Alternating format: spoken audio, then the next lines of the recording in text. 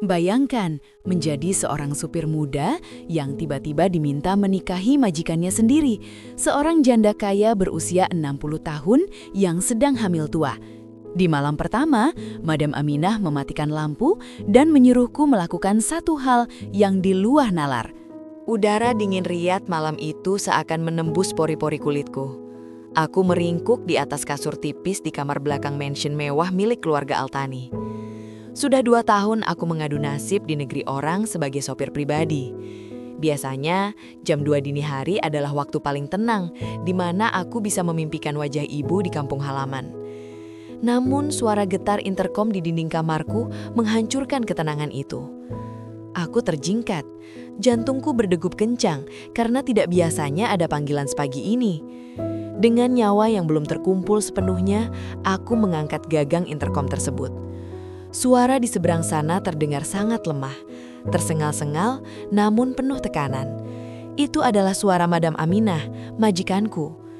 Ia memerintahkanku untuk segera memanaskan mobil dan menjemputnya di pintu samping, bukan gerbang utama yang dijaga ketat oleh penjaga keamanan keluarga besar Altani. Aku tidak sempat mencuci muka, segera ku kenakan jaket dan berlari menuju garasi. Pikiranku kalut, apa yang terjadi? Apakah beliau terkena serangan jantung?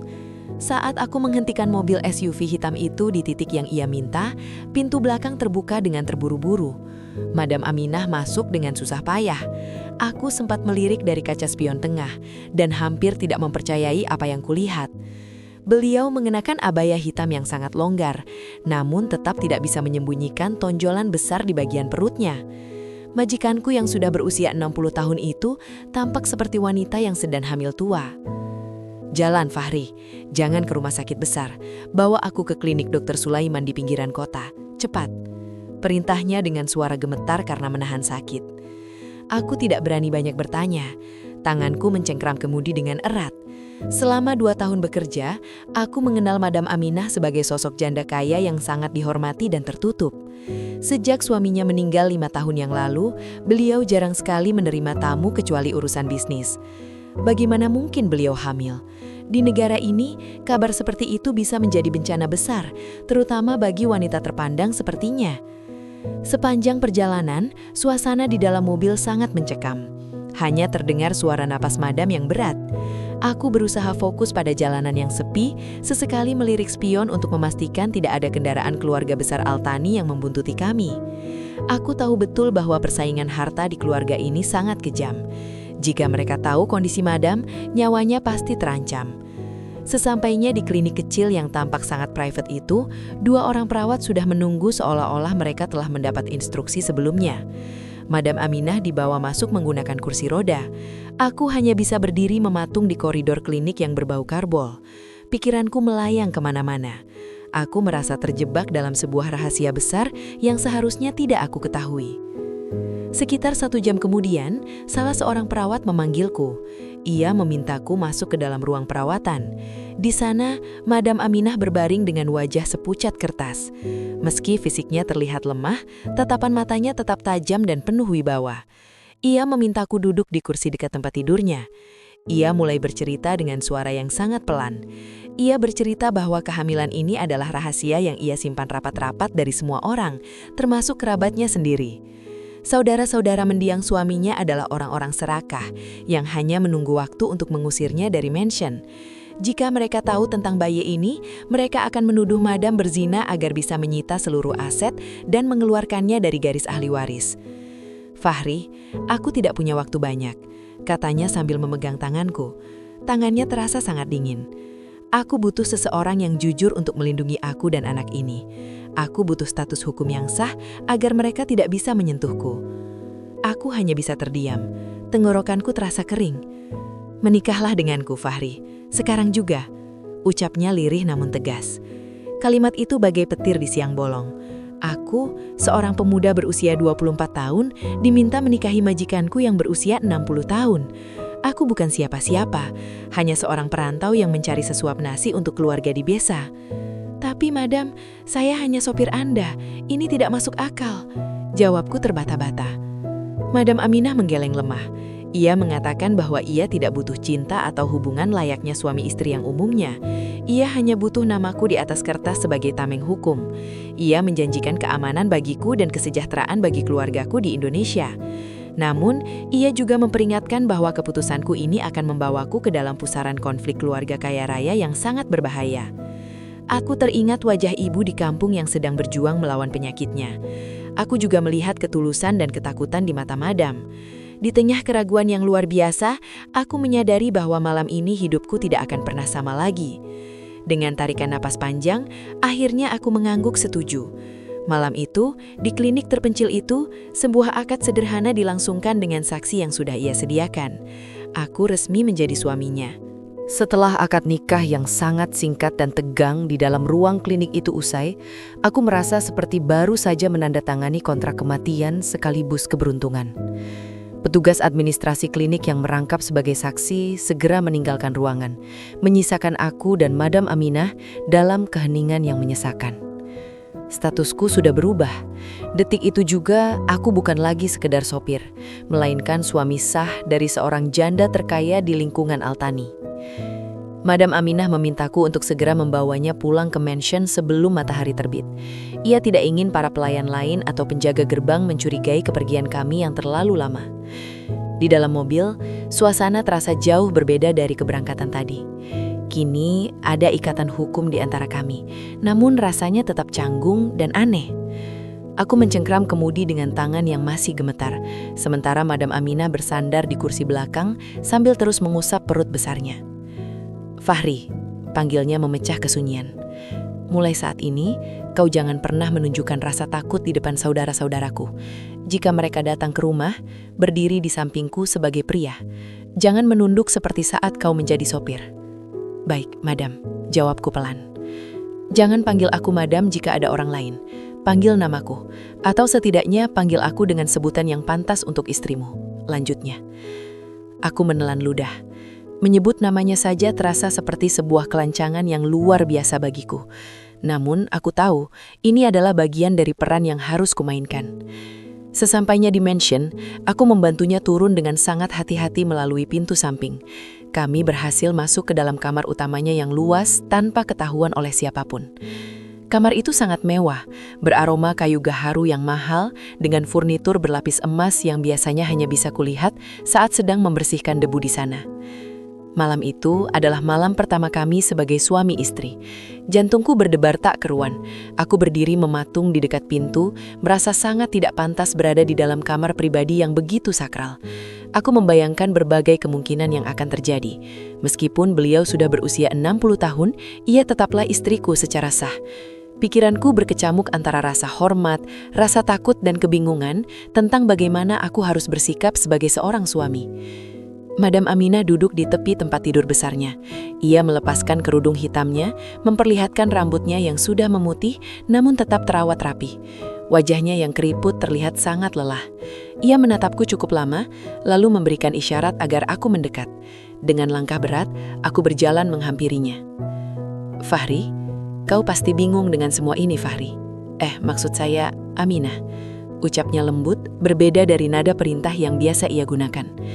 Kau pasti berpikir mengapa aku memilihmu, seorang pemuda asing yang tidak memiliki apa-apa di negeri ini. Aku hanya terdiam, menunggu kelanjutan kalimatnya. Aku memilihmu karena kau tidak punya kepentingan dengan harta keluargaku. Kau adalah orang luar yang tidak akan berkhianat demi uang receh dari saudara-saudariku yang rakus, katanya lagi. Ia kemudian berdiri dengan perlahan, memegangi pinggangnya yang nampak sangat terbebani oleh usia dan kehamilan. Ia berjalan menuju sebuah lemari besi kecil yang tersembunyi di balik lukisan besar. Setelah menekan beberapa kode rahasia, pintu lemari itu terbuka. Aku mengira ia akan mengeluarkan tumpukan uang atau perhiasan sebagai imbalan awal untukku. Namun dugaanku salah besar. Madam Aminah mengeluarkan sebuah kotak kayu tua yang terlihat sangat berdebu. Ia membawanya ke arahku dan meletakkannya di atas meja. Tangannya yang gemetar membuka tutup kotak itu. Di dalamnya terdapat sebuah buku catatan usang dan sebuah botol gacha kecil berisi cairan berwarna gelap yang terlihat sangat misterius. Fahri, malam ini aku tidak memintamu untuk melayaniku sebagai istri. Aku tahu kau tidak akan sanggup melakukan itu dengan wanita setua aku, ucapnya dengan senyum getir yang menyayat hati. Aku menyuruhmu menikahiku karena ada tugas yang jauh lebih berat dari sekedar menjadi suami. Aku mengernyitkan dahi. Apa maksud Anda, Madam? Maksud saya, Aminah. Ia menarik nafas panjang, matanya berkaca-kaca di atas pipi yang mulai kendur. Aku ingin kau bersumpah di depan Al-Quran malam ini juga. Jika terjadi sesuatu padaku saat persalinan nanti, kau tidak boleh membiarkan dokter menyelamatkan nyawaku jika itu artinya harus mengorbankan bayi ini. Dan yang terpenting, ia menggantung kalimatnya sejenak, membuat suasana semakin mencekam.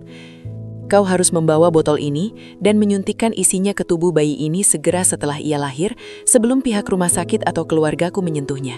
Bisiknya dengan suara yang nyaris tak terdengar, namun penuh penekanan. Aku tersentak mundur. Apa? Menyuntikkan sesuatu ke bayi yang baru lahir? Itu gila. Apa isinya? Apakah itu racun? Madam Aminah menggeleng cepat, air matanya mulai mengalir di pipinya yang mulai kendur. Ini bukan racun, Fahri. Ini adalah satu-satunya cara untuk membuktikan bahwa bayi ini adalah anak kandung mendiang suamiku, bukan hasil zina seperti yang mereka tuduhkan. Ini adalah penawar dari sebuah rahasia besar yang telah mereka tanam di tubuhku bertahun-tahun yang lalu. Aku merasa duniaku berputar. Rahasia apa yang ia maksud, dan mengapa harus aku yang melakukannya? Plot twist yang ia ungkapkan malam itu membuatku sadar bahwa pernikahan ini bukan sekedar tentang perlindungan status, melainkan tentang konspirasi medis dan harta yang sangat gelap. Aku menyadari bahwa aku bukan hanya menikahi seorang janda kaya, tapi aku baru saja masuk ke dalam sebuah perang keluarga yang bisa saja merenggut nyawaku kapan saja. Pagi pertama setelah pernikahan itu terasa sangat berat. Aku terbangun di atas sofa empuk di sudut kamar Madam Aminah dengan perasaan linglung. Matahari mulai mengintip dari balik tirai sutra yang tebal, menyinari kemewahan yang kini terasa seperti penjara bagiku. Di atas tempat tidur besar itu, Madam Aminah masih tertidur pulas dengan napas yang berat. Aku menatap botol kecil di atas meja rias yang semalam ia tunjukkan. Botol itu seolah menatap balik, menyimpan teka-teki yang belum sanggup aku cerna. Aku segera keluar dari kamar sebelum para pelayan lain mulai berlalu lalang di koridor utama. Aku harus tetap terlihat seperti sopir di mata mereka, sampai Madam Aminah sendiri yang mengumumkan status baru kami.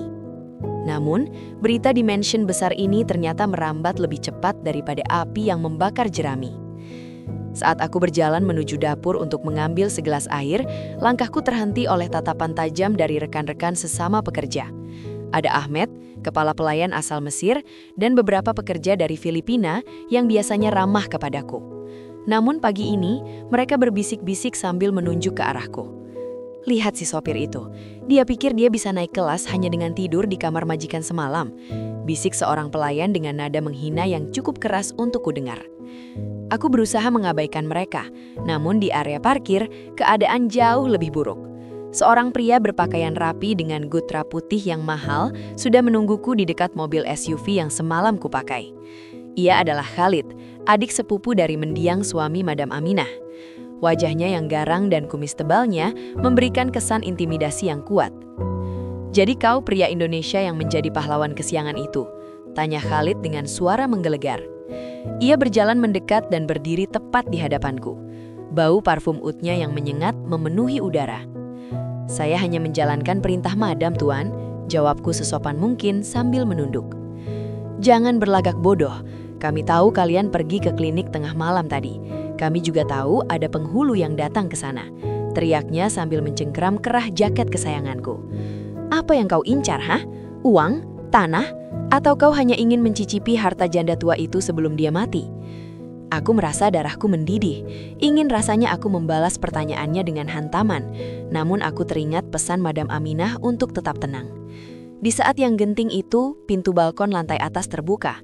Madam Aminah berdiri di sana, menatap kami dengan wibawa yang luar biasa, meskipun wajahnya masih terlihat pucat. "Lepaskan dia, Khalid," suara Madam Aminah menggema di halaman mansion. "Fahri bukan lagi sopir di rumah ini. Dia adalah suamiku yang sah. Jika kau punya masalah dengannya, itu berarti kau punya masalah denganku." Khalid melepaskan cengkeramannya dengan kasar.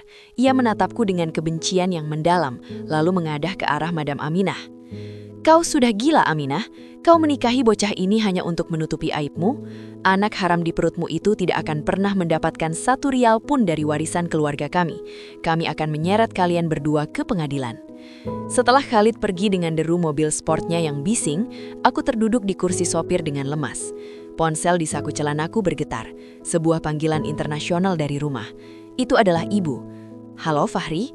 Leh, kok tetangga-tetangga bilang kamu nikah sama orang kaya di sana? Apa benar, Nak? Suara ibu terdengar parau, penuh kekhawatiran. Tenggorokanku tercekak. Berita ini sudah sampai ke kampung halaman lewat media sosial. Aku tahu, pasti ada pekerja lain yang mengambil foto kami secara sembunyi-sembunyi dan menyebarkannya. Bagaimana aku harus menjelaskan pada ibu bahwa pernikahanku ini hanyalah sebuah tameng nyawa? Bahwa aku tidak sedang menikmati kekayaan, melainkan sedang berdiri di tepi jurang yang sangat dalam. Ibu, nanti Fahri jelaskan. Yang penting sekarang ibu fokus kesehatan saja. Fahri di sini baik-baik saja. Jawabku berbohong demi menenangkan hatinya. Setelah menutup telepon, aku kembali ke kamar Madam Aminah. Beliau sedang duduk di kursi goyang sambil memandangi taman dari balik jendela. Wajahnya menunjukkan kesedihan yang sangat dalam, bukan karena ancaman Khalid, melainkan karena rasa bersalah padaku. Madam, apa sebenarnya isi botol itu? Mengapa Tuan Khalid begitu yakin bahwa bayi ini bukan anak mendiang suami Anda? Madam Aminah menghela napas panjang. Ia kemudian menceritakan sebuah fakta yang membuat bulu kudutku merinding. Mendiang suaminya sebelum meninggal telah menyimpan materi genetiknya secara rahasia karena ia tahu saudara-saudaranya akan mencoba memutus garis keturunan agar harta jatuh ke tangan mereka. Namun pihak keluarga telah menyuap pihak laboratorium untuk merusak sampel tersebut atau menggantinya dengan mirip orang lain agar anak yang lahir nanti bisa dituduh sebagai hasil zina. Botol ini mengandung penawar dari rekayasa genetik yang mereka lakukan di rahimku melalui dokter yang mereka suap. Jika bayi ini lahir tanpa zat ini, tes DNA-nya akan menunjukkan hasil yang salah. Mereka sangat licik, Fahri. Mereka meracuni rahimku perlahan-lahan agar kehamilan ini gagal atau menghasilkan bukti palsu. Jelasnya dengan air mata yang mulai menetes. Aku tertegun. Ini bukan lagi sekedar drama keluarga kaya. Ini adalah konspirasi yang sangat jahat. Aku menatap tanganku yang kasar. Tanganku yang biasa memegang kemudi kini harus bersiap melakukan tindakan medis ilegal demi menyelamatkan sebuah keadilan. Di tengah kepungan hujatan orang dan ancaman keluarga besar, aku mulai merasa bahwa Madam Aminah bukan hanya majikanku, tapi dia adalah pejuang yang sedang dikeroyok oleh serigala-serigala berbulu domba. Dan aku adalah satu-satunya benteng yang tersisa. Ketegangan di dalam mansion semakin hari semakin mencekik. Setelah ancaman terang-terangan dari Khalid, suasana rumah tidak lagi sama. Para pelayan yang biasanya sibuk bekerja, kini lebih banyak berbisik-bisik di sudut ruangan. Aku bisa merasakan mata mereka mengikuti setiap langkahku. Mereka bukan lagi memandangku sebagai rekan kerja, melainkan sebagai penyusup yang berhasil memikat majikan kaya demi harta. Namun, aku tidak punya waktu untuk memikirkan harga diri yang terluka. Fokusku sekarang adalah keselamatan Madam Aminah dan bayi di kandungannya. 3 hari setelah pernikahan itu, aku mulai menyadari ada yang tidak beres di dalam rumah. Madam Aminah sering mengeluh mual yang tidak biasa dan nafsu makannya menurun drastis. Padahal, dokter pribadi yang didatangkan secara rahasia mengatakan bahwa kondisi fisiknya seharusnya stabil. Aku mulai merasa curiga. Sebagai orang yang lama tinggal di desa dan terbiasa dengan insting bertahan hidup, aku mencium aroma pengkhianatan yang sangat dekat. Malam itu, sekitar pukul 10, aku sengaja tidak tidur. Aku duduk di kegelapan ruang tamu kecil yang menghubungkan kamar utama dengan dapur pribadi. Dari celah pintu, aku melihat bayangan seseorang bergerak pelan di lorong. Orang itu tidak menyalakan lampu, hanya mengandalkan senter kecil dari ponselnya. Jantungku berdebar kencang. Aku mengikuti bayangan itu dengan langgah tanpa suara, tanpa alas kaki agar tidak menimbulkan bunyi di atas lantai marmer. Bayangan itu berhenti tepat di depan lemari pendingin khusus tempat obat-obatan dan suplemen kehamilan Madam Aminah disimpan. Aku melihat sosok itu mengeluarkan sebuah suntikan kecil dan mencoba memasukkan sesuatu ke dalam botol vitamin cair milik Madam. Aku segera menyalakan lampu lorong dengan tiba-tiba. "Apa yang kau lakukan, Siti?" bentakku. Siti, pelayan senior asal Indonesia yang sudah bekerja 10 tahun di sini, menjatuhkan suntikan itu hingga pecah di lantai. Wajahnya pucat pasi, tubuhnya gemetar hebat. Aku tidak menyangka bahwa orang yang selama ini dianggap paling setia oleh Madam Aminah justru menjadi duri dalam sekam. "Fahri, ini tidak seperti yang kau lihat," ucapnya gagap. "Kau mencoba meracuni Madam, atau kau mencoba merusak janinnya atas perintah Khalid?" Aku mendekat dengan tatapan mengancam. "Jawab jujur, atau aku panggil polisi sekarang juga." Siti menangis terseduh-seduh. Ia mengaku bahwa keluarganya di kampung diancam oleh anak buah Khalid. Jika ia tidak menukar vitamin Madam dengan cairan yang diberikan Khalid, adiknya di Indonesia akan celaka. Aku terenyuh mendengar alasannya, namun aku tidak bisa membiarkan nyawa Madam Aminah terancam. Aku menyuruh Siti masuk ke dalam kamar dan menguncinya dari luar sebelum aku melaporkan hal ini pada Madam. Saat aku masuk ke kamar utama, aku menemukan Madam Aminah sedang memegangi perutnya dengan raut wajah kesakitan yang luar biasa. Keringat sebesar biji jagung membasahi dahinya. "Fahri, perutku, rasanya seperti disayat-sayat," rintihnya. Aku panik. Aku teringat botol misterius yang semalam ia tunjukkan. Aku segera mengambilnya dari lemari besi. Namun saat aku hendak membukanya, aku melihat segel botol itu sedikit berubah. Seseorang telah menyentuhnya. Pikiranku berputar cepat. Jika Siti mencoba meracuni vitamin, apakah ada orang lain yang mencoba menukar botol rahasia ini? "Madam, kita harus pergi dari sini sekarang. Mansion ini sudah tidak aman. Ada pengkhianat di mana-mana," ucapku sambil membantunya berdiri. "Kita tidak bisa keluar lewat gerbang utama karena Khalid telah menempatkan orang-orangnya untuk berjaga di sana dengan alasan menjaga keamanan keluarga. Satu-satunya jalan adalah lewat pintu gudang bawah tanah yang terhubung dengan terowongan servis lama menuju area parkir belakang yang jarang digunakan." Dengan susah payah, aku memapah Madam Aminah yang terus meringis kesakitan. Di tangan kananku, aku memegang koper berisi dokumen penting dan botol rahasia itu. Sementara tangan kiriku merangkul bahunya yang rapuh. Kita berjalan dalam kegelapan gudang yang berdebu. Tiba-tiba, suara langkah kaki berat terdengar dari arah belakang kami. Seseorang sedang mengejar. "Berhenti! Jangan biarkan wanita uta itu pergi!" teriak sebuah suara pria yang tidak aku kenal, tapi aku yakin itu adalah orang suruhan keluarga Altani. Aku mempercepat langkah.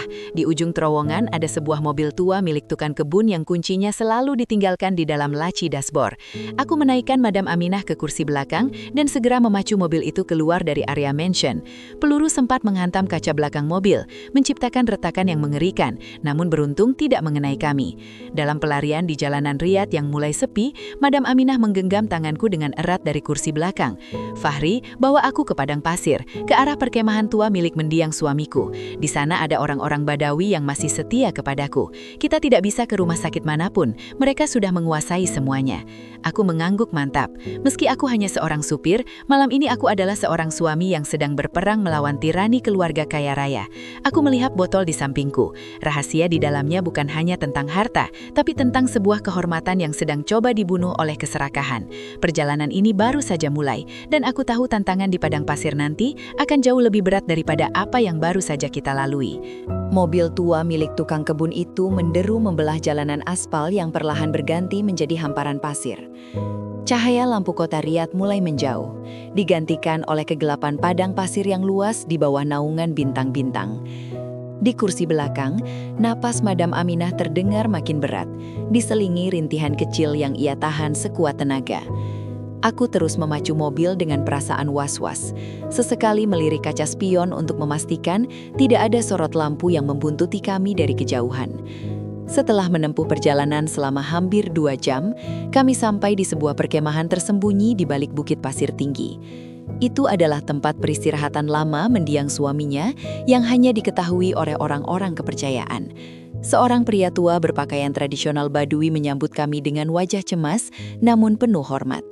Ia segera membantuku memapah Madam Aminah masuk ke dalam sebuah tenda besar, yang interiornya ternyata sangat mewah dan nyaman, kontras dengan bagian luarnya yang terlihat sederhana. Di dalam tenda itu, aroma minyak gaharu dan kehangatan permadani menyambut kami. Orang-orang Badui itu segera berjaga di luar dengan senjata mereka, memberikan rasa aman yang tidak pernah aku rasakan di mansion. Setelah Madam Aminah berhasil dibaringkan di atas tumpukan bantal sutra, ia memintaku untuk mendekat. "Fahri, tutup pintu tendanya. Aku ingin bicara berdua saja," ucapnya dengan suara yang nyaris hilang. Inilah saatnya. Malam yang seharusnya menjadi malam pertama kami sebagai suami istri yang sempat tertunda karena pelarian maut. Aku duduk bersila di hadapannya, merasa sangat kerdil di tengah kemewahan yang sunyi ini. Madam Aminah meraih koper kecil yang sejak tadi kupeluk erat. Ia membukanya dan mengeluarkan botol kaca berisi cairan gelap yang semalam ia bicarakan. "Kau ingat pesanku semalam, Fahri, tentang menyuntikkan ini ke dalam bayi kita?" Tanyanya sambil menatap mataku dalam-dalam. Aku mengangguk ragu. "Iya, Madam, tapi saya masih tidak mengerti mengapa hal seperti ini harus dilakukan." Madam Aminah tersenyum getir, lalu ia memberikan sebuah kejutan yang membuat jantungku seakan berhenti berdetak. "Sebenarnya, malam ini aku tidak menyuruhmu untuk melakukan itu sebagai seorang sopir yang patuh.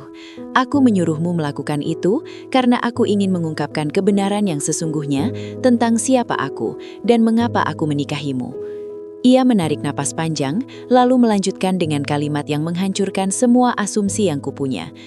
"Fahri, aku sebenarnya tidak sedang hamil secara alami, dan aku juga tidak sedang membawa anak dari mendiang suamiku melalui inseminasi biasa. Cairan di dalam botol ini bukan hanya penawar genetik, tapi ini adalah serum yang mengandung rekaman suara dan data digital terenkripsi yang ditanamkan ke dalam plasenta buatan ini." Aku terbelalak. "Plasenta buatan? Maksud Anda, ini semua?" "Iya," potongnya. "Kehamilan ini adalah sebuah sandiwara medis tingkat tinggi. Perutku memang membesar karena sebuah kantung biologis yang dirancang khusus untuk menyimpan rahasia besar perusahaan minyak keluarga Altani. Suamiku tahu jika ia meninggal, semua aset akan dikuasai oleh Khalid yang bekerja sama dengan pihak asing. Satu-satunya cara menyimpan kode akses brankas global keluarga adalah dengan menyembunyikannya di dalam rahim seorang wanita yang tidak akan dicurigai, istrinya sendiri." Aku terduduk lemas.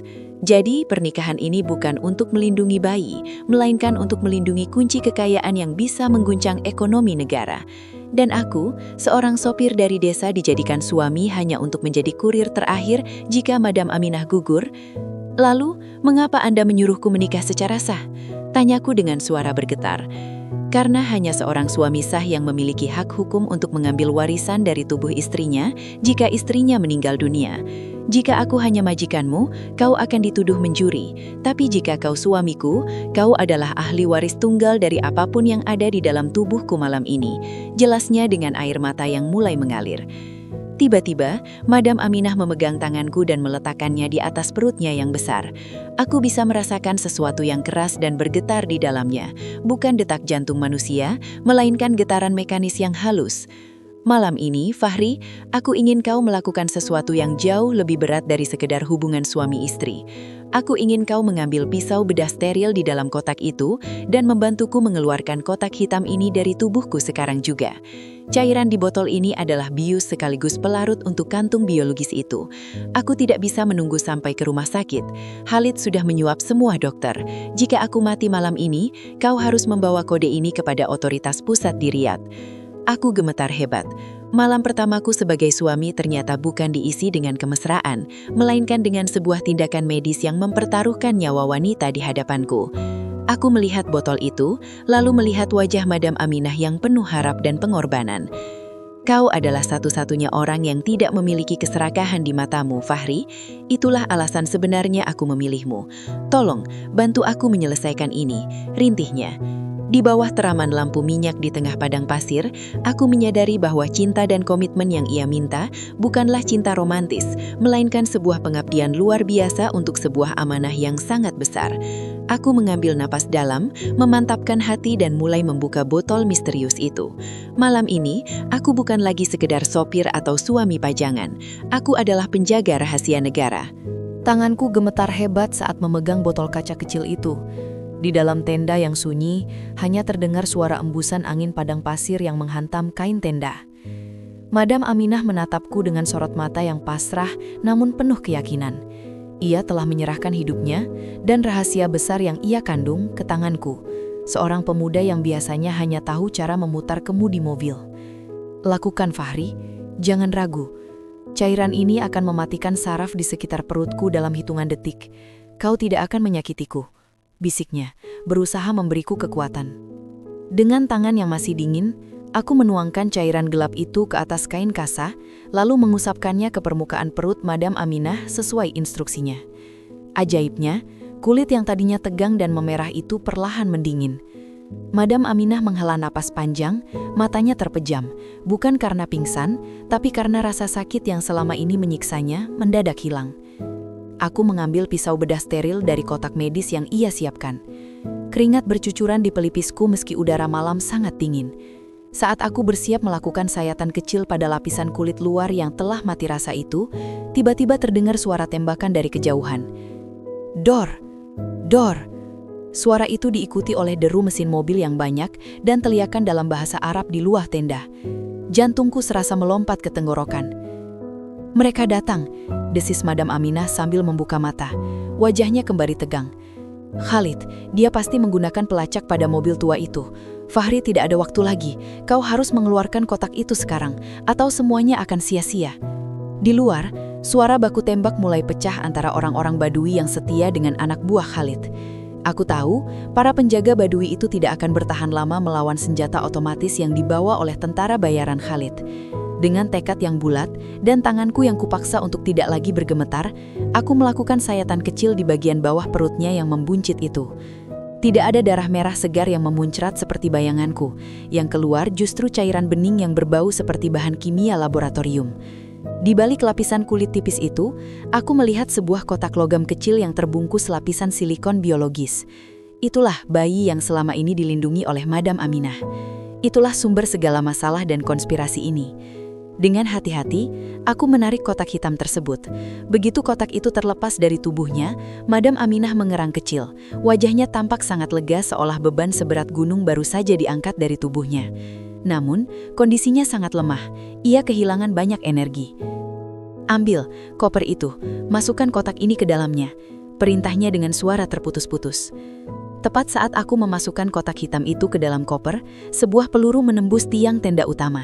Tenda besar itu mulai miring. Salah seorang penjaga Badui menerjang masuk dengan bahu berdarah. Tuan, kita harus pergi lewat jalur belakang Bukit Pasir. Mereka sudah mengepung gerbang depan perkemahan. Teriaknya panik. Aku tidak punya pilihan lain.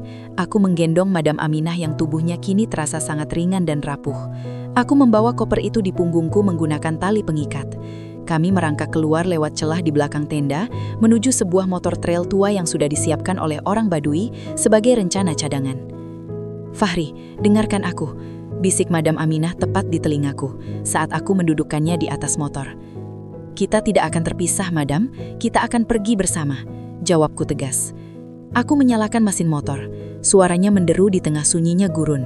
Aku memacu motor itu menaiki gundukan pasir yang curam, sementara di belakang kami, perkemahan Badui itu mulai terbakar hebat. Aku bisa melihat lampu-lampu mobil Jeep Khalid yang mulai menyisir gundukan pasir untuk mengejar kami. Pelarian ini terasa sangat tidak nyata.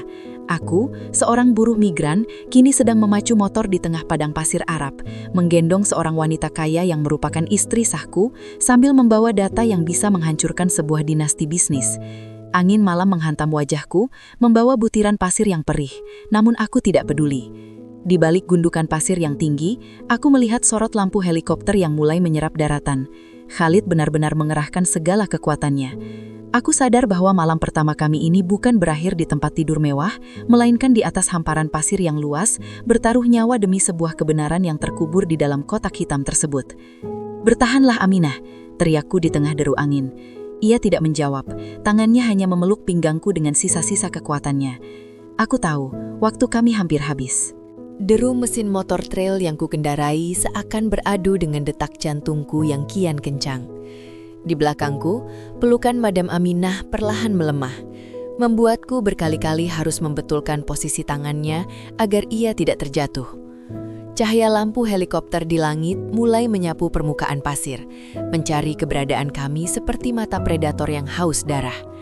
Aku mematikan lampu depan motor, mengandalkan cahaya bulan yang samar agar posisi kami tidak mudah terdeteksi. Namun, alam sepertinya memiliki rencana lain. Langit yang tadinya cerah berbintang mendadak berubah menjadi gelap pekat.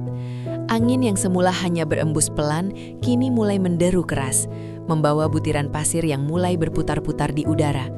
Aku tahu tanda-tanda ini. Badai pasir besar sedang menuju ke arah kami. Fahri, berhenti. Suara Madam Aminah nyaris tenggelam oleh suara angin. Kau tidak akan bisa melihat jalan. Kita harus mencari tempat berlindung. Aku melihat ke sekeliling. Di tengah kegelapan dan mulai terbatasnya jarak pandang, aku melihat siluet reruntuhan bangunan batu tua di kaki sebuah bukit. Tanpa berpikir panjang, aku membelokkan motor ke sana. Begitu kami sampai di balik dinding batu yang sudah setengah hancur, badai pasir menghantam dengan kekuatan penuh. Suaranya seperti ribuan jarum yang dilemparkan ke dinding batu. Aku segera menurunkan Madam Aminah dan membantunya bersandar di sudut reruntuhan yang paling terlindung. Debu pasir mulai menyesakkan nafas. Aku melepas sorban yang kupakai dan melilitkannya ke wajah Madam Aminah untuk melindunginya. "Kenapa kau tidak meninggalkanku saja, Fahri?" tanyanya dengan nafas tersengal. Wajahnya terlihat sangat rapuh di bawah temaram cahaya senter kecil yang kusandarkan di lantai. "Bawa koper itu. Jika kau pergi sendiri, peluangmu untuk selamat lebih besar." Aku menatapnya dengan tajam. "Saya memang hanya seorang supir dari desa, Madam. Tapi ibu saya tidak pernah mengajarkan anaknya untuk menjadi pengecut. Kita sudah sampai sejauh ini sebagai suami istri, meski hanya di atas kertas. Saya tidak akan membiarkan Anda mati di tengah gurun ini." Madam Aminah terdiam. Untuk pertama kalinya, aku melihat binar haru di matanya yang sudah mulai meredup. Ia meraih tanganku. Jemarinya yang keriput menggenggam erat telapak tanganku yang kasar. "Kau tahu, Fahri?" ucapnya pelan. "Mendiang suamiku dulu selalu bilang bahwa harta adalah ujian paling berat. Dia menyimpan kode itu di dalam tubuhku karena dia tahu tidak ada bank atau brankas di dunia ini yang lebih aman daripada kesetiaan seorang istri. Tapi dia salah satu hal. Kesetiaan yang sesungguhnya bukan pada kode itu, tapi pada orang yang bersedia berdiri di sampingmu saat maut menjemput." Di tengah badai yang mengamuk di luar, kami terjebak dalam keheningan yang emosional. Aku membuka koper hitam itu sekali lagi untuk memastikan kotak logam yang baru saja ku keluarkan dari tubuhnya masih aman. Kotak itu sedikit bergetar, menunjukkan bahwa data di dalamnya sedang dalam proses pengiriman darurat ke satelit pusat. Sebuah fitur keamanan yang aktif otomatis jika kotak itu dikeluarkan secara paksa. "Jika pengiriman data itu selesai sebelum Khalid menemukan kita, maka habislah dia," gumam Madam Aminah. Namun keberuntungan kami sepertinya kembali diuji. Di tengah suara badai, aku mendengar suara langkah kaki yang berat dan gesekan logam dengan batu. Seseorang berhasil menemukan tempat persembunyian kami meskipun jarak pandang sangat buruk. Aku segera memadamkan senter. Sesosok bayangan besar muncul di pintu reruntuhan. Itu adalah Khalid. Ia tampak berantakan, bajunya penuh debu pasir, namun matanya mencarkan kegilaan. Ia memegang pistol yang diarahkan tepat ke arah kami. "Kalian pikir badai ini bisa menyembunyikan kalian dariku?" teriak Khalid sambil bertebatuk karena debu. "Serahkan kotak itu, Fahri. Aku akan membiarkanmu pulang ke negaramu dengan kantong penuh uang.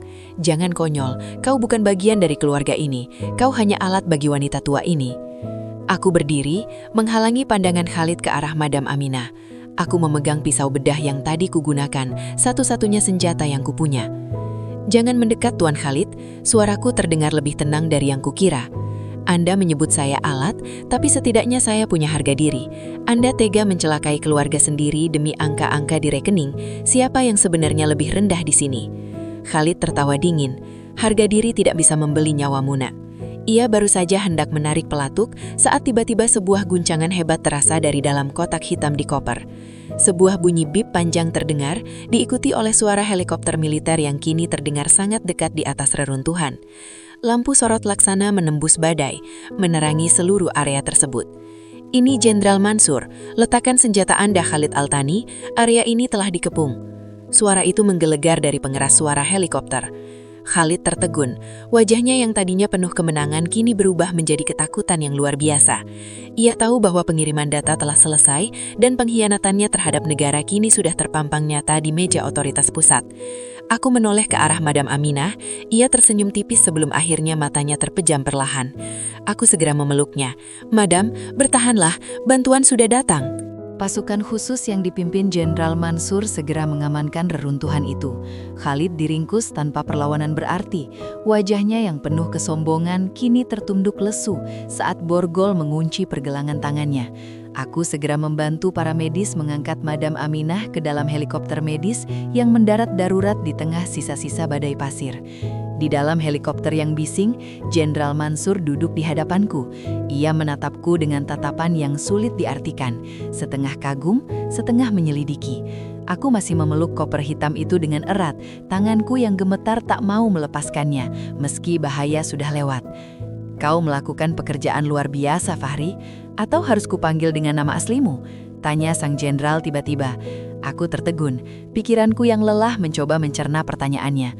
Nama asli saya Fahri, Jenderal. Saya hanya seorang supir dari Jawa Tengah. Jenderal Mansur tersenyum tipis, lalu mengeluarkan sebuah map dari sakunya. Fahri bin Hasan, ayahmu adalah Hasan Ashari bukan? Mantan staf ahli di kedutaan besar yang menghilang 10 tahun lalu setelah mengungkap skandal pencucian uang yang melibatkan konsorsium minyak Altani. Jantungku seakan berhenti berdetak. Selama ini aku pergi ke Arab Saudi dengan misi pribadi untuk mencari tahu keberadaan ayah yang dinyatakan hilang saat aku masih remaja. Aku sengaja melamar menjadi supir di keluarga Altani karena itu adalah petunjuk terakhir yang kutemukan di buku harian ayah.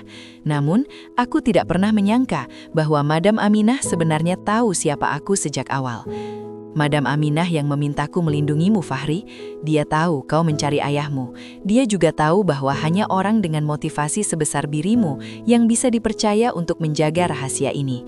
Pernikahan ini bukan hanya untuk melindungi dirinya, tapi untuk memberimu otoritas hukum jika sesuatu terjadi padanya. Dia ingin kau menyelesaikan apa yang dimulai oleh ayahmu. Aku menoleh ke arah Madam Aminah yang sedang dipasangi masker oksigen. Jadi selama 2 tahun ini, beliau tidak hanya melihatku sebagai supir, dia melindungiku dengan menjadikanku bagian dari rencananya yang sangat berbahaya. Rasa haru dan sesak memenuhi dadaku. Semua rasa lelah dan ketakutan yang kualami seakan terbayar oleh kenyataan ini. Helikopter mendarat di atap sebuah rumah sakit militer yang dijaga sangat ketat di Riyadh. Madam Aminah segera dilarikan ke ruang operasi darurat untuk memulihkan luka bekas sayatan dan kelelahan fisiknya. Sementara itu, aku dibawa ke sebuah ruangan kantor yang sunyi. Di sana, sudah menunggu seorang pria paruh badan dengan rambut yang hampir seluruhnya memutih, namun matanya masih memancarkan semangat yang kukenal. "Ayah," suaraku tercekak. Pria itu berdiri dengan bantuan tongkat. Ia tersenyum dengan air mata yang mengalir. 10 tahun ia disembunyikan oleh faksi militer yang setia pada mendiang suami Madam Aminah untuk melindunginya dari pembunuhan yang direncanakan oleh kelompok Khalid. "Kau sudah tumbuh menjadi pria yang berani, Fahri," ucap ayah sambil memelukku erat. Madam Aminah menjanjikan padaku bahwa dia akan membawamu kepadaku setelah semuanya berakhir. Dia menepati janjinya. Malam itu, aku menyadari betapa rumitnya takdir yang mengikat kita semua. Madam Aminah, wanita berusia 60 tahun yang kukira hanya majikan kaya yang sedang hamil, ternyata adalah maestro yang mengatur semua bidak catur ini demi keadilan. Dia mengorbankan reputasinya, kesehatannya, bahkan nyawanya untuk melindungi data yang bisa menyelamatkan negara, sekaligus menyatukan kembali sebuah keluarga yang terpisah. Namun, di tengah kebahagiaan bertemu ayah, dokter keluar dari ruang operasi dengan wajah yang sangat serius. Ia mencari keberadaanku. "Tuan Fahri, Madam Aminah ingin bertemu dengan Anda. Kondisinya kritis. Ada sesuatu yang ingin ia sampaikan secara pribadi sebagai istrinya," ucap dokter itu. Aku segera berlari menuju ruang perawatan. Di sana, Madam Aminah terbaring lemah di tengah deru mesin medis yang memantau detak jantungnya. Ia tidak lagi terlihat seperti majikan yang dingin atau janda kaya yang berkuasa. Ia hanya terlihat seperti seorang wanita yang sudah menyelesaikan tugas besarnya di dunia. Ia meraih tanganku, suaranya sangat lirih. "Fahri, koper itu, di lapisan bawahnya ada dokumen hibah. Aku tidak punya anak kandung. Sekarang setelah rahasia negara itu aman, sisa kekayaanku adalah milikmu dan ayahmu. Gunakan itu untuk membangun negaramu sendiri." "Madam, tolong jangan bicara seperti itu. Anda harus sembuh," pintaku dengan air mata yang tak terbendung. Ia menggeleng pelan. "Pernikahan ini adalah hadiah terakhirku untuk keberanianmu. Aku sudah menemukan kedamaian, Fahri. Terima kasih, karena sudah menjadi suami yang paling tulus dalam hidupku." Garis lurus di monitor jantung tiba-tiba berbunyi panjang. Madam Aminah pergi dengan senyum di wajahnya. Ia meninggal bukan sebagai majikanku, tapi sebagai pahlawan yang memberiku kehidupan baru. Aku berdiri di sana, di tengah kemewahan rumah sakit militer, menyadari bahwa hidupku sebagai supir telah berakhir dan sebuah babak baru sebagai penjaga warisan besar ini baru saja mulai. Kepergian Madam Aminah meninggalkan lubang besar di hatiku. Meski pernikahan kami hanya berlangsung singkat dan penuh ketegangan, rasa hormatku kepadanya melampaui apapun. Namun, dunia tidak membiarkanku berduka terlalu lama. Jenazah beliau bahkan belum dimakamkan secara layak ketika badai baru kembali menghantam. Sisa-sisa pengikut Khalid yang masih memiliki pengaruh di birokrasi mulai melancarkan serangan hukum yang kejam. Pagi itu, di kantor pengadilan tinggi Riyadh, aku berdiri di tengah kepungan pengacara-pengacara berbaju mahal. Mereka adalah kaki tangan keluarga Al-Thani yang tidak rela aset sebesar itu jatuh ke tangan seorang pemuda asing. Mereka mengajukan gugatan untuk membatalkan pernikahanku dengan Madam Aminah. "Tuan Hakim, pernikahan ini adalah sebuah penipuan," teriak salah satu pengacara senior mereka. Bagaimana mungkin seorang wanita terhormat seperti Madam Aminah menikahi sopirnya sendiri di sebuah klinik terpencil saat malam hari? Ini jelas merupakan paksaan dan manipulasi yang dilakukan oleh pria ini untuk menguasai harta warisan. Aku duduk di kursi saksi dengan tangan menggenggam. Di sampingku, ayah yang masih tampak lemah terus memegang bahuku, memberiku kekuatan. Jenderal Mansur juga hadir sebagai saksi kunci. Namun pengacara lawan terus berkelit bahwa keterlibatan militer dalam urusan domestik adalah sebuah pelanggaran prosedur. Suasana ruang sidang semakin memanas ketika mereka mulai memutar rekaman video amatir yang diambil oleh salah satu pelayan di mansion. Video itu memperlihatkan saat-saat aku membopong Madam Aminah keluar lewat pintu belakang. Mereka memutarbalikkan fakta, menuduhku sedang menculik wanita tua yang sedang tidak berdaya. Lihatlah, dia membawa lari wanita tua yang sedang sakit demi koper berisi dokumen berharga itu. Ini bukan pernikahan, ini adalah perampokan berkedok akad nikah. Suara pengacara itu menggema, membuat para pengunjung sidang mulai berbisik-bisik menghinaku. Aku merasa tersudut. Seluruh bukti fisik yang aku miliki hanya selembar surat nikah dari klinik kecil. Namun di tengah tekanan itu, aku teringat pada koper hitam yang masih berada dalam perlindungan militer. Aku ingat Madam Aminah pernah berkata bahwa ada sesuatu di lapisan bawah koper itu. "Tuan Hakim, saya meminta izin untuk menghadirkan koper bukti sebagai bagian dari pembelaan saya," ucapku dengan suara tegas. Setelah perdebatan sengit, hakim akhirnya mengabulkan permintaanku. Koper itu dibawa masuk oleh 2 orang tentara bersenjata. Dengan tangan gemetar, aku membuka lapisan rahasia di bagian bawah koper, tepat di bawah tempat penyimpanan kotak logam tempo hari. Di sana, terdapat sebuah perangkat penyimpanan data digital kecil dan sebuah surat wasiat tulisan tangan yang tersegel resmi oleh notaris kerajaan. Notaris pribadi Madam Aminah yang selama ini bersembunyi karena takut akan ancaman Khalid, tiba-tiba melangkah masuk ke ruang sidang. Kehadirannya membuat pihak lawan pucat pasi. "Saya adalah notaris sah Madam Aminah Al-Thani," ucapnya sambil menyerahkan dokumen pendukung. Madam Aminah telah mendaftarkan pernikahan ini secara elektronik di kementerian 1 jam sebelum beliau berangkat ke klinik. Beliau tahu bahwa pernikahan fisik akan diserang, maka beliau menggunakan jalur protokol khusus untuk memastikan status pernikahan ini tidak bisa diganggu-gugat oleh siapapun.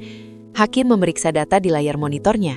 Benar saja, status pernikahan kami sudah tercatat secara resmi di database nasional, lengkap dengan rekaman pernyataan suara Madam Aminah yang menyatakan bahwa pernikahan ini dilakukan atas kemauan sendiri tanpa paksaan. Namun, kejutan sesungguhnya baru saja dimulai. Notaris itu memutar rekaman video terakhir yang dibuat Madam Aminah di dalam kamar pribadinya, sesaat sebelum beliau memanggilku lewat intercom malam itu. Di video itu, Madam Aminah berbicara dengan sangat tenang. Jika video ini diputar, artinya aku sudah tiada dan suamiku, Fahri, sedang berjuang mempertahankan haknya. Suara Madam Aminah di video itu membuat ruangan menjadi sunyi senyap. Aku menikahnya bukan karena harta, melainkan karena dia adalah satu-satunya orang yang memanusiakanku di saat keluargaku sendiri memperlakukan aku seperti bank berjalan. Fahri adalah anak dari Hasan Asy'ari, pria yang dikhianati oleh keluarga ini. Pernikahan ini adalah bentuk penebusan dosa keluarga Al-Thani kepada keluarga mereka. Seluruh ruang sidang terdiam. Khalid yang hadir lewat sambungan video dari penjara hanya bisa tertunduk. Pengacara-pengacara mahal itu langsung menutup berkas mereka. Mereka tahu secara hukum dan moral mereka sudah kalah telak. Hakim mengetuk palu dengan keras. Dengan ini, pengadilan menolak seluruh gugatan pembatalan nikah. Fahri bin Hasan dinyatakan sebagai suami sah dan ahli waris utama dari mendiang Aminah Al-Thani, termasuk seluruh hak perwalian atas wasiat yang ditinggalkan. Aku menghela napas panjang, air mata jatuh tanpa bisa kutahan. bukan karena harta yang kini melimpah di bawah namaku, tapi karena keadilan untuk ayah dan penghormatan untuk Madam Aminah akhirnya tegak. Namun, di balik kemenangan ini, aku tahu sisa-sisa pengikut Khalid tidak akan diam saja. Saat aku melangkah keluar dari gedung pengadilan, sebuah pesan singkat masuk ke ponselku dari nomor tak dikenal. Kemenangan hukum bukan berarti kau aman di jalanan Riyadh, sopir. Aku tahu, babak terakhir dari perjuangan ini akan segera tiba. Aku harus segera membawa ayah kembali ke tanah air. Namun ada satu janji lagi kepada Madam Aminah yang harus kutunaikan di tanah Arab ini sebelum aku pergi selamanya. Ancaman itu tidak membuatku gentar. Justru, pesan singkat tersebut menyadarkanku bahwa tugasku belum benar-benar selesai.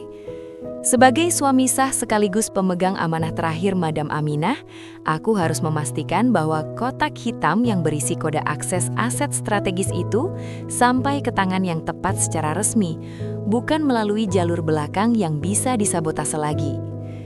Pagi itu, dengan pengawalan ketat dari unit khusus Jenderal Mansur, aku dan ayah menuju istana pemerintahan di Riyadh. Aku mengenakan pakaian formal yang disediakan, namun di balik jas itu, aku masih merasa seperti Fahri yang dulu, pemuda desa yang hanya ingin melihat ibunya sehat.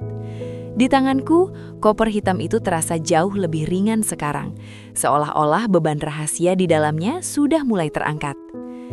Pertemuan itu berlangsung sangat tertutup. Di hadapan Dewan Pengawas Aset Negara dan Jenderal Mansur, aku menyerahkan kotak logam yang telah dikeluarkan dari tubuh Madam Aminah. Saat kode itu dimasukkan ke dalam sistem utama, layar di ruangan besar itu menampilkan data yang mencengangkan. Bukan hanya soal uang, tapi juga daftar panjang pengkhianatan Khalid dan rekan-rekan asingnya yang selama ini menguras kekayaan negara secara ilegal. Kau telah menyelamatkan kedaulatan ekonomi kami, Fahri, ucap salah satu pejabat tinggi sambil menjabat tanganku erat. Madam Aminah tidak salah memilih orang. Keberanianmu akan dicatat dalam sejarah keluarga ini, meski publik mungkin tidak akan pernah tahu detailnya. Setelah urusan negara itu selesai, aku meminta satu permintaan terakhir kepada Jenderal Mansur. Aku ingin mengunjungi makam Madam Aminah sekali lagi sebelum aku meninggalkan Arab Saudi. Di pemakaman yang tenang di pinggiran kota, aku berdiri di depan nisan yang bertuliskan nama Aminah Altani. Tidak ada kemewahan berlebih di sana, hanya hamparan pasir dan kesunyian yang syahdu. Terima kasih untuk segalanya, Aminah, bisikku pelan. Aku akan menjaga nama baikmu dan menggunakan warisan ini sesuai wasiatmu.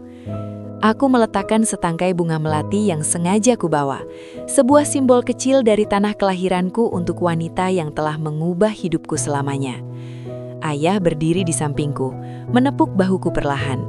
Kami berdua tahu, perjalanan 10 tahun penuh luka ini akhirnya mencapai garis akhir yang damai.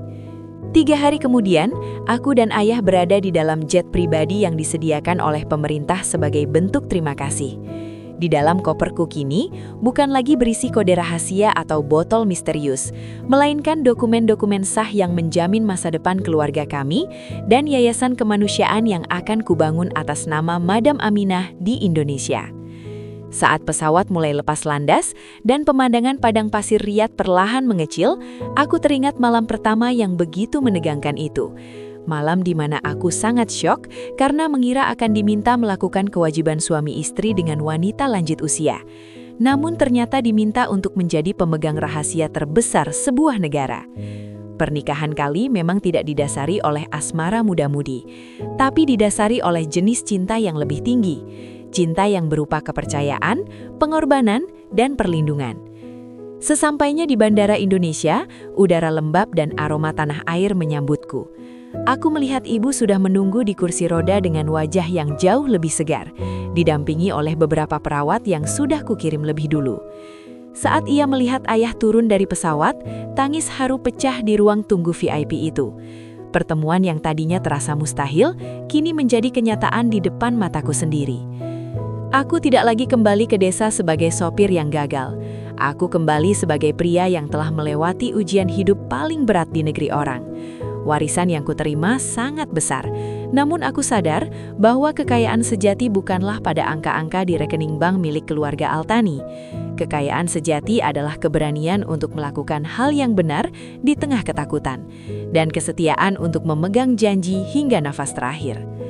Kisahku dengan Madam Aminah akan selalu kusimpan di sudut hati paling dalam. Pernikahan beda usia dan beda kasta itu telah mengajarkanku bahwa takdir seringkali datang dalam bentuk yang tidak terduga. Terkadang, kita harus menikahi luka dan rahasia seseorang sebelum akhirnya kita bisa menemukan jalan menuju kebahagiaan yang sesungguhnya. Kini, setiap kali aku melihat langit malam dan teringat pada bintang-bintang di padang pasir, aku akan tersenyum. Aku bukan lagi sekedar Fahri sang sopir. Aku adalah Fahri, penjaga sebuah janji yang melintasi samudra dan melampaui usia.